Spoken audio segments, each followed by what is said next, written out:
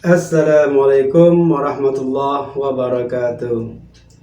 Bismillah, alhamdulillah, wassalatu wassalamu ala rasulillah Sayyidina Muhammad ibn Abdullah wa ala alihi wa ashabihi wa zurriyatihi wa ahlil baitihi wa man tabi'ahum bisanin ila yaumil qiyamah. Allahumma salli ala Sayyidina Muhammad wa ala ali Sayyidina Muhammad. Sahabat channel Terindah semuanya, dimanapun kita semua berada, semoga kita selalu sehat dalam keadaan bagaimanapun kita sehat, dan juga selalu diberkahi akal yang sehat sehingga kita melaksanakan segala sesuatunya dengan sehat pula. Oke para sahabat, sebelum saya memulai ini, seperti biasa saya meminta semua yang nonton video ini dari awal sampai selesai agar tidak salah paham, dan tinggalkanlah like, berilah komen, dan share-lah video ini kepada kawan-kawan kita semua. Dan bagi yang belum subscribe, silahkan subscribe di channel Terindah ini, karena semua yang kita lakukan itu insya Allah akan menjadi amal jariah bagi kita semua, dan juga akan menjadi persahabatan di antara kita. Amin ya rabbal alamin. Oke para sahabat, kita saat ini tanggal 13 Oktober 2023, direncanakan 16 Oktober 2023, tepatnya hari Senin besok, kita menunggu dengan harap-harap cemas terhadap apa yang dinamakan dengan gugatan dari partai. Sebuah partai masih muda, terdiri dari anak-anak muda yang menginginkan batasan usia capres dan cawapres dirubah menjadi 35 tahun. Tentu kita tahu bagaimana partai apa itu, dan saya tak akan menyebutkan nama partai tersebut. Dan sebagaimana kita ketahui bahwa dalam Undang-Undang Pemilu nomor 7 tahun 2017, di mana usia daripada capres dan cawapres itu minimal 40 tahun. Dan ini sudah berjalan cukup lancar, dan tiba-tiba partainya anak muda ini menggugat untuk merubah usia minimal capres dan cawapres, karena mereka menginginkan atau mengusung seorang anak presiden yang digadang-gadang katanya berkualitas itu untuk menjadi cawapres daripada salah satu capres yang telah ada. Dan ini kita sangat maklumi, jiwa muda itu merasa benar sendiri, meskipun cara berpikirnya masih mentah, tidak terlalu mendalam. Kenapa dikatakan masih mentah? Kita sama-sama mengetahui bahwa Mahkamah Konstitusi itu adalah sebuah mahkamah yang menguji daripada materi undang-undang yang telah terbit. Apakah undang-undang yang telah terbit itu bertentangan dengan Undang-Undang Dasar 1945? Apakah tidak? Jadi tugas utamanya hanya itu. Jadi ketika batasan usia capres dan cawapres di Undang-Undang Nomor 7 Tahun 2017 ini itu tidak bertentangan dengan Undang-Undang Dasar 1945. Kemudian ujuk-ujuk para anak muda ini menggugat, kepingin merubah, karena mengusulkan anak presiden kita untuk menjadi cawapres. Ini merupakan suatu kesembronoan daripada anak-anak muda yang tanpa mengetahui, mungkin memang sudah tahu atau mungkin tidak mau tahu. Yakinlah, gairah muda, anak muda, tidak selalu benar apa yang kau pikirkan. Coba kamu perpaham lagi bahwa Undang-Undang Nomor 7 Tahun 2017 ini telah diatur dan tidak bertentangan dengan Undang-Undang Dasar 1945. Jadi seandainya Mahkamah Konstitusi mengusulkan atau memutuskan untuk usia ini dan itu langsung berlaku, itu suatu penurunan daripada marwah MK itu sendiri bagi pembangunan hukum tata negara di negeri kita ini menjadi semerawut apabila MK memutuskan ini dan langsung diterapkan pada saat ini. Kan tetapi putusan MK bisa dinyatakan boleh saja menerima, tetapi ini untuk direkomendasikan dirubah, karena MK bukan lembaga yang membuat undang-undang. Kan tetapi undang-undang dasar itu adalah diusulkan oleh presiden dan dikerjakan oleh DPR untuk mendapatkan persetujuan ataupun ketidaksetujuan daripada DPR, sehingga ketika eksekutif dan legislatif ini mempunyai kesepakatan yang sama untuk mengubah, maka itu perlu dirubah. Dan seandainya MK menyatakan menerima, tapi dengan catatan adalah sebuah rekomendasi saja, akan diperbaiki pada periode yang akan datang, di mana legislatif periode 2024-2019, begitupun eksekutif atau presiden dan lembaga kepresidenannya tahun 2024 hingga 2029 yang akan datang, ini yang berhak untuk mengubah undang-undang ini menjadi 35 tahun batasan minimalnya. Tetapi bukan saat ini, bukan ujuk-ujuk menjelang 4 bulan menjelang Pilpres kita merubah ini dan langsung kita terapkan pada saat ini. Dan ini sangat-sangat salah kaprah. Saya kira MK itu adalah orang-orang yang hebat. Ada Anwar Usman di sana, dan juga ada Saldi Isra yang juga di sana ahli tata negara. Saya kira tak akan mungkin MK yang membuat undang-undang. Selama ini kita mengetahui adalah eksekutif mengajukan usulan untuk satu undang-undang, kemudian disetujui atau tidak disetujui oleh DPR RI. Kalau ini ujuk-ujuk direstui langsung diterapkan, kita akan sangat mengetahui sekali bahwa kita mulai memasuki kepada sebuah tatanan negara yang amburadul, di mana MK sewenang-wenang karena merasa ketuanya adalah iparnya daripada presiden, karena yang diusung itu adalah keponakannya sendiri, terus ujung-ujung mereka merestui dan langsung dimulai pada pemilu yang saat ini yang tinggal 4 bulan lagi akan berlangsung. Itu suatu kemerosotan mental, kemerosotan nilai-nilai moral daripada MK itu sendiri. Dan bukan cuma itu, marwah daripada presiden dan keluarganya pun akan jauh terbuang, akan tergadaikan hanya karena menginginkan anaknya dijadikan wapres saja. Nauzubillah. Oke, melalui channel ini saya sebagai YouTuber dan juga sebagai akademisi dan juga sekaligus sebagai politisi daerah mengusulkan agar MK tidak menerima gugatan ini untuk diterapkan pada periode ini, tetapi bisa diterima sebagai sebuah rekomendasi untuk diadakan perubahan pada periode legislatif dan eksekutif yang akan datang, atau hasil daripada pemilu 2024 nanti. Ini merupakan suatu hal yang sangat baik kita terima apabila sebagai rekomendasi. Tapi apabila ini adalah suatu pemaksaan, lagi-lagi nilai-nilai reformasi yang tahun 1998 kita usung dengan segegap gempita, dengan berdarah-darah dan dengan air mata, itu telah diingkari justru dengan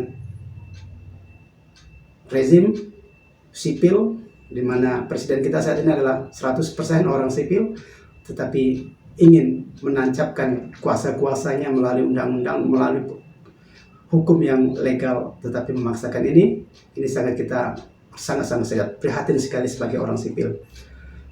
Itu sangat berat memang rasanya kalau seandainya ini diusulkan, apalagi digadang-gadang di sejumlah daerah telah dipasang Prabowo Subianto berdampingan dengan Gibran, anaknya Presiden Jokowi. Itu apabila MK mengabulkannya.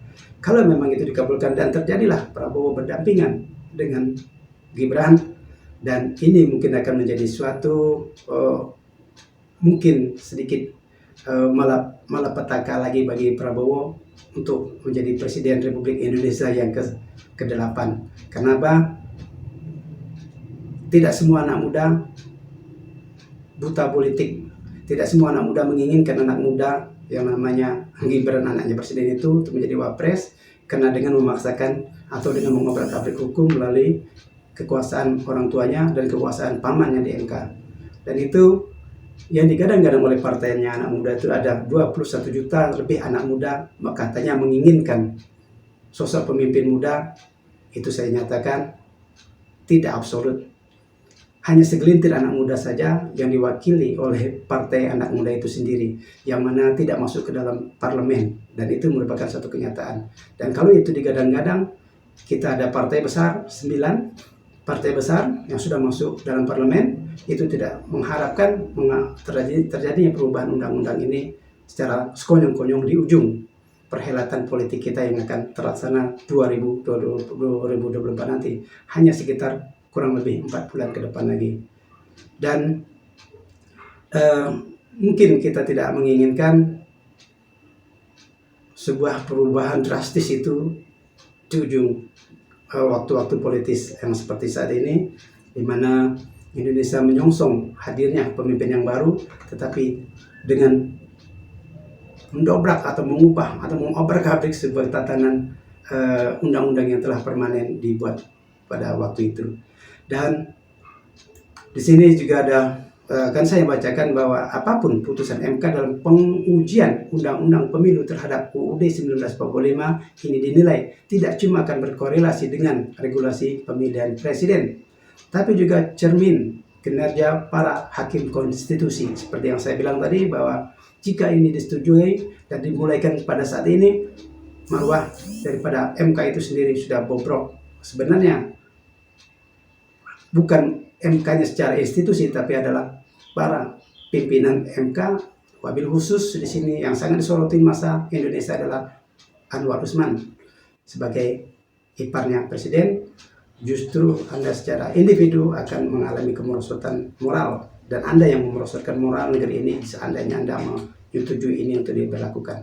Saya catatkan lagi, sebagai sebuah rekomendasi untuk diadakan perubahan pada periode berikutnya, ini adalah suatu solusi yang sangat bagus ke depannya. Jadi melalui channel Terindah ini, meskipun masih sedikit subscribernya, saya mengusulkan bahwa bersainglah para anak-anak presiden maupun Kaisang, Gibran, termasuk si Bobi, termasuk AHY, termasuk Ibas juga di sana, termasuk Puan Maharani di sana. Bersainglah secara sehat, jangan Anda bersaing untuk mendapatkan kekuasaan ketika bapakmu, ketika orang tuamu, ketika keluargamu sedang berkuasa di puncak kekuasaan negeri ini. Karena kalau itu yang Anda lakukan, artinya Anda hanya mengandalkan kuasa orang tua untuk memajukan diri Anda sendiri, dan itu sangat-sangat tidak fair, karena masih ada jutaan calon-calon pemimpin bangsa yang tanpa ada dinasti politik di atasnya juga mempunyai kapasitas, juga mempunyai kualitas untuk maju menjadi pemimpin di negeri ini.